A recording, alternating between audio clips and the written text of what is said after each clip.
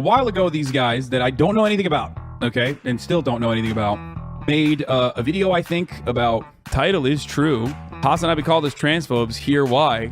And then the answer is, you know, because we're transphobes. Transphobic. Transphobic. Transphobic. Transphobic. Transphobic. Transphobia. Transphobic. Transphobic. Transphobic. Transphobic. Transphobes. Transphobic. Transphobic. Transphobic. Transphobic. Transphobic. Transphobic. Transphobic. Transphobic. With how often this man yells the word transphobic, I just assumed he either had Tourette's or really wanted to f*** sweet Anita. Oh, God! Everybody's transphobic. Everybody has it in them. Trans people are transphobic. They're transphobic against themselves, against the world. We're all transphobic. It is what it is. And then the answer is, you know, because we're transphobes. Oh my God! It's like watching that like pink-haired feminist just scream in the face of a protest like that girl who cries when she found out Trump won. It's just absurd at this point. Really, a lot of the tactics of left folks leading people is just shame. It's just shame. Transphobic, transphobic, transphobic, transphobic, transphobic, transphobic, transphobic, transphobic,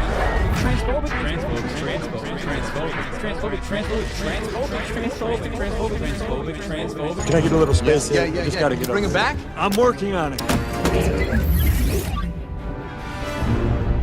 Transphobic, transphobic, transphobic, transphobic. Time travel! Transphobic, transphobic, transphobic, transphobic, transphobic. I can only assume that certain people's audiences are full of mindless 14-year-olds that have never really or nor began to even want some sort of inkling of questioning their own self-beliefs. And so they gravitate towards people that sound a lot like their favorite TikTokers or perhaps their favorite teacher these days. And that's really, I think, the bulk of the audience you get for debate bros, politics bros, I should say, like Hasan, like H3H3's tried to be and failed miserably. Now, I 100% believe that Cenk's nephew believes the things he's saying. I'm not sure that, he understands the hilarious disconnect between demanding a redistribution of wealth and higher taxes and being a multimillionaire. You know, his rebuttal to that is always like, well, I pay the taxes I'm supposed to pay. Well, actually, there is a voluntary way that you can choose and volunteer to pay your government more money so they can fund more social programs. It's something that, as far as I know, he has yet to do. But hey, look, whatever. I'm sure, I know he's done some charity work and things of that nature. I don't think that I can impugn that. But it is funny that, you know, it's always interesting to see kind of the just outright lying that guys like Hasan will do to their viewers. And, you know, I'm 100% here for the Hasan versus Abba and Preach. It's a channel that I watch a lot because it keeps me kind of, apprised to, we agree on some things, we disagree on other things. I would argue that they're probably pretty liberal, unless there's some sort of information out there to the contrary. I don't watch every single video they make, but they're usually pretty based in their opinions. And even if I disagree with what they're saying, they seem to be authentic in how, why, and explaining why they believe the things that they believe. So, and I think that people should go and consume content from people that, disagree with them actively. I know many of my viewers will tell me that a lot. They'll email me and say, well, I don't always agree with you, but I do appreciate this or that. And, I think as long as somebody tries to be authentic and honest, then you'll get a lot of people in your audience that don't actually agree with you and still can enjoy that perspective. But recently, Hasan, in between buying Porsches and multi-million-dollar mansions, has kind of taken up this absurd position of if you don't want trans athletes competing in the biological categories that they weren't assigned at birth, then you're a transphobe. This is a common gaslighting tactic done by the left. Look, any normal person, any regular person on the street is going to agree. I think that this position really comes from people who haven't competed in athletics or who have already competed in athletics and have like peaked.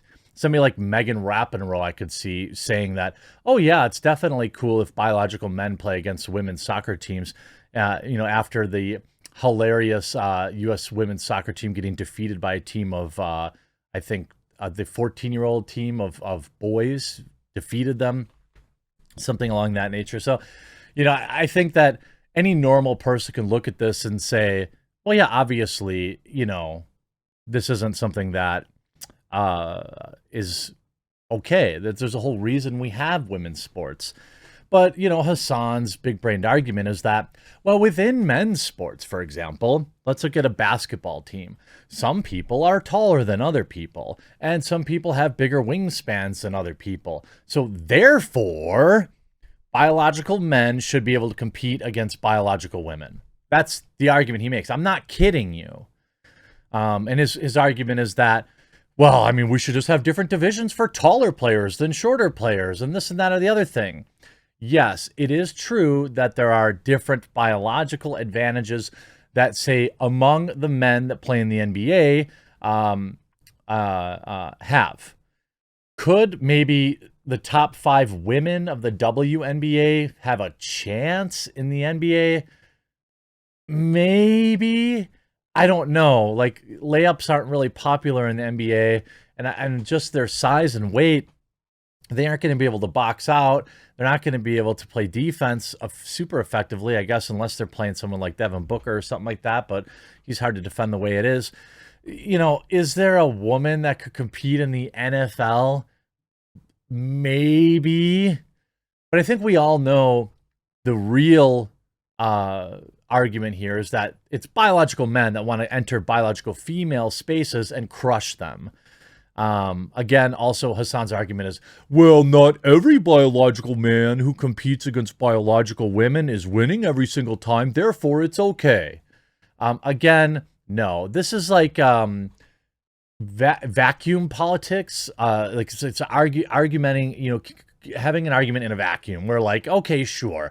Let's say hypothetically, this hypothetical and that hypothetical line up so that this third hypothetical can make sense. Sure, fine, a great way to pass your time on the internet, making a millionaire richer. But it just doesn't work in real life. And so he decided to take aim at Abba Preach. And, it was hilariously cringy. And in a lot of his videos, Hasan is either undereducated or outright lying, as laid out perfectly here. The trans woman fighter.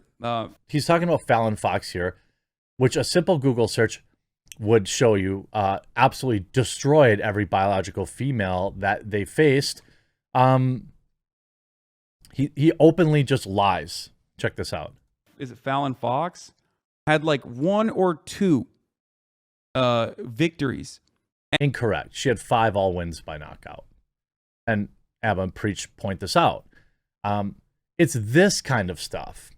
In their most recent video, and again, shout out to them. And if you're looking for someone that can maybe, challenge your existing political opinions, I'd say give them a watch. But they talk about like this kind of crap is bad for trans people. And that's what I've been saying for years. It's bad for trans TM, the brand. Because no, first of all, why are you lying? And second of all, like, why is everything, you try to shut down everybody by calling them transphobic all the time? This is what creates more extreme positions for people, and it's bad for trans people. And to be honest, I don't know the numbers. I don't just claim that this is a fact like Hasan does, but I would suspect that the majority of trans individuals agree with me, agree with the majority of people that, like, okay, if you want to be so woke that you say abolish women's sports, okay, I would actually respect that position. But stop trying to act like this is some sort of, like, you're just, that the biological differences between men and women are irrelevant. That, like, if like Jake Paul went on hormone therapy for 6 months and got under the levels that he needed to do, that it would be fair for him to be fighting women. You know what I mean? Like, or like, Khabib or something like that. It's easy to say in your multi-million-dollar Beverly Hills mansion, but that's not real the way athletes feel. That's not the way that the world works. And it's just another perfect example of like Hasan having a total meltdown today about Tim Pool. Because Tim Pool, he doesn't want to go to Tim Pool's house, and the fact that he won't let him zoom in means he wins the conversation. He wins the debate. No. Tim Pool's show is in person. And hey, look, I've been very vocal. I don't ever see any value in going back on site again. That's not on Tim Pool. That's on me saying like, man, I just hate traveling. I get travel anxiety. I get IBS. It's terrible. All to do like a 1-hour podcast. If Hasan had taken that position, I would have to respect it because it's similar to mine. But it's not. His whole thing is like, well, let me zoom in. Let's be honest. The reason Hasan needs to zoom in to have a debate is because he needs his chat and he needs his Discord. All these like debate me bros, probably on the right too, but definitely on the left, just watch their eyes. They're watching the chat, they're watching their Discord, and that's how they get fed this information almost instantly. And he doesn't want to have a conversation in person because he won't have that advantage. And he writes, I called as soon as Biden was elected, blah, blah, blah. Who would have thought that Dave Rubin and Tim Pool would be such an incredible inspiration for a whole generation of right-wing content creators who happen to side with right-wing ideas while claiming to be true progressives. Tim responds, I am not a progressive. Don't say I'm progressive. I say I'm moderate with slightly left-leaning views on some policy, which I would agree with. That's what he says. Our biggest audience faction identifies as libertarian. We dump on Fox News all the time. We see you as authoritarians. Tim, you're really doing this thing where I'm making fun of right now, LARPing as you're anything but a right-winger.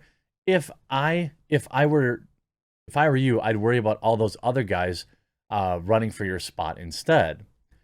Tim says this is not a substantive argument. You're always welcome to come on the show and have a real discussion on policy and issues.